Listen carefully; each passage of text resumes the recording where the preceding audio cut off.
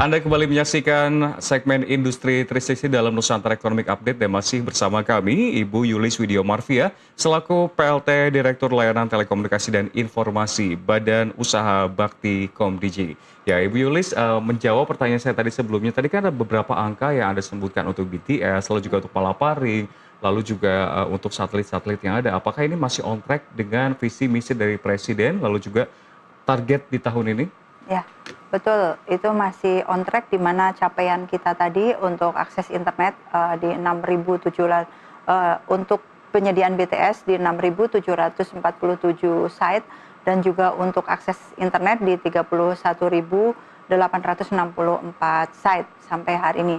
Di mana ini masih on track untuk mendukung visi misinya Bapak Presiden, Bapak Prabowo, di mana untuk mempercepat transformasi digital secara keseluruhan di seluruh pelosok negeri.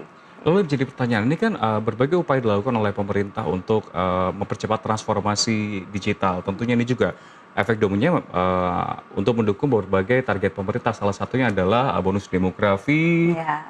karena kan tadi kita ketahui bahwa digitalisasi ini kan berdampak terhadap pendidikan, kesehatan, dan lain-lain. Berbagai model-model dan juga moda-moda yang ada, mulai dari BTS, mulai dari Palaparing, mana sebetulnya yang paling efisien sih untuk pemerataan 3T? Karena kan kita tahu hambatannya ini ada di pegunungan, lalu juga cuacanya. Memang tantangan untuk penyediaan infrastruktur telekomunikasi terutama di wilayah kita ya di seluruh pelosok negeri ini memang hambatan yang paling utama sebenarnya kondisi geografi. Yang dimana memang kita ketahui kondisi geografi kita kan banyaknya pegunungan, ada laut dan juga ada darat. Nah itu yang menjadikan kita pun juga dengan industri, bekerja sama kolaborasi dengan industri telekomunikasi itu juga ini jadi salah satu tantangan yang kuat yang nantinya akan mempengaruhi tentunya investasi.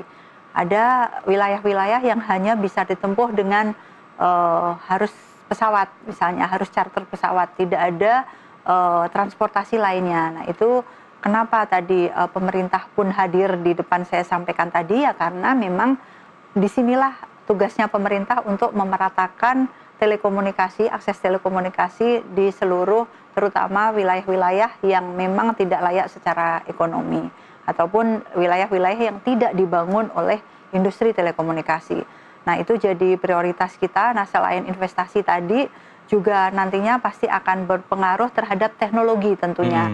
Kalau tadi Mas Rian bilang ini mana yang paling efektif, sebenarnya semua saling melengkapi. Karena ada wilayah-wilayah yang memang tidak bisa dijangkau oleh backbone Palaparing misalnya karena dia ada di pegunungan atau memang dia tidak dilalui oleh backbone Palaparing yang serat optik yang dibangun oleh pemerintah maupun oleh industri. Nah jadi solusinya itu menggunakan satelit. Nah, kenapa juga ada akses internet? Nah, di sini kalau di kami, di akses internet ini benar-benar untuk pelayanan publik.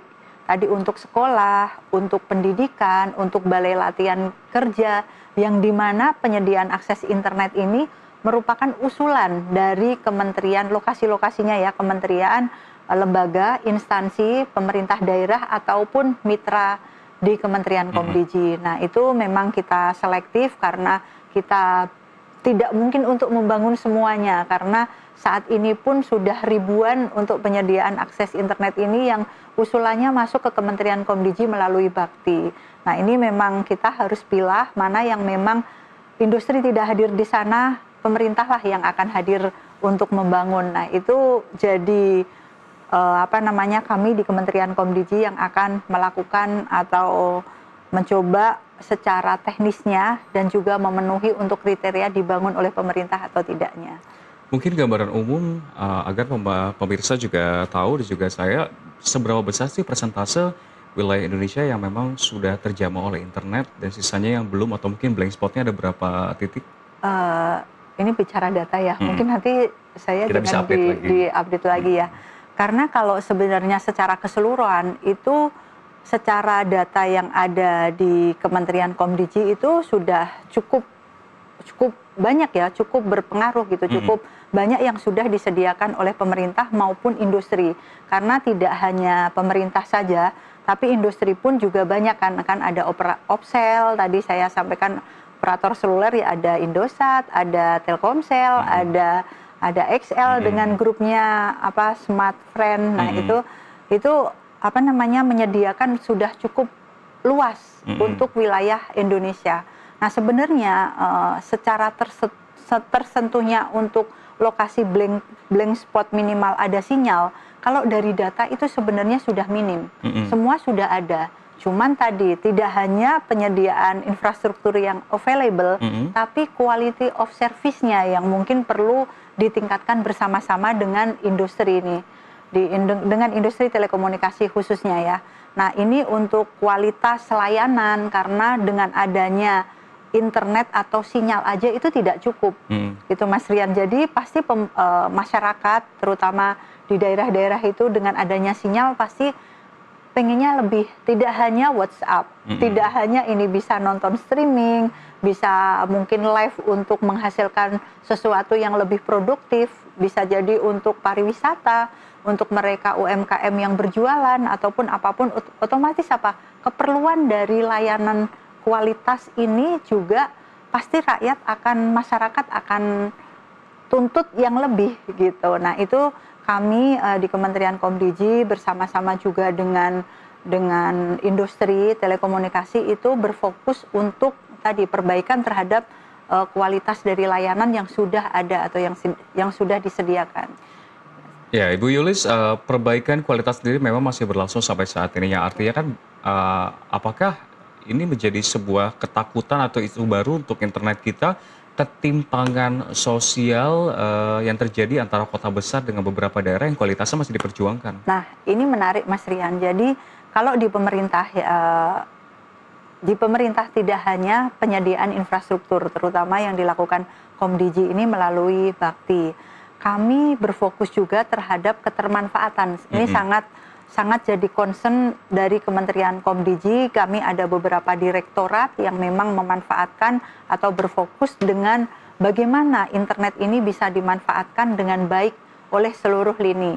Nah, itu kerjasama antar direktorat jenderal di Kementerian Komdigi pun dan juga di eksternal itu juga dilakukan untuk memperkuat tadi pemanfaatan agar lebih produktif, tidak hanya untuk hal-hal yang negatif, terutama kayak seperti pemerintah Komdigi juga memberikan kebijakan terkait dengan PP Tunas, Tunggu Anak Siap. Nah, itu diharapkan nanti stakeholder dan juga orang tua dan khususnya anak-anak ini memang bisa memanfaatkan internet sesuai dengan umurnya dan pendampingan dari orang tua.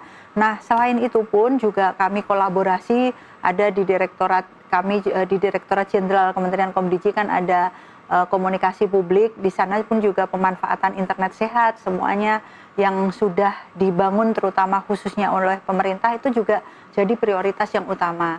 Selain itu juga kolaborasi dengan direktorat jenderal lainnya yang ada di Kementerian Komdigi itu juga Bakti lakukan gitu. Jadi tidak sendiri, kolaborasi di internalnya Kementerian Komdigi dengan stakeholder terkait baik itu Pemda, baik itu UMKM maupun penggiat ekonomi lokal. Nah, itu kita lakukan dan juga dengan pemerintah daerah ataupun industri juga kita lakukan. Jadi berfokus tidak penyediaan terhadap infrastruktur saja, tapi kebermanfaatan untuk masyarakat itu juga jadi prioritas untuk kita dari kami. Kebermanfaatan dari internetnya juga itu juga menjadi fokus dari Komdigi sendiri.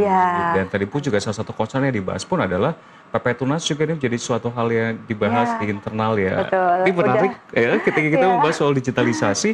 Mungkin apakah ada komunikasi juga antara Bakti Komdigi bersama teman-teman juga Ibu Menteri terkait dengan artificial intelligence atau kecerdasan buatan. Apakah ini jadi sebuah konsentrasi juga khususnya kalau kita elaborasi soal kebermanfaatan ini? Iya, betul. Itu juga jadi concern seperti yang disampaikan Bu Menteri kami, Bu Mutia Hafid. Beliau juga menyampaikan kalau IA ini juga jadi solusi yang memang diperlukan masyarakat di saat kondisi saat ini, di mana untuk harusnya juga bisa memudahkan dalam aktivitas, mendukung dari lini semua kegiatan, baik itu di pendidikan, baik itu juga di di kementerian ataupun di instansi ataupun di pemerintahan. Nah, itu pastinya artificial intelligence ini juga jadi concern, dan itu pemerintah juga di Direktorat Jenderal yang khusus menanganinya itu juga membuat suatu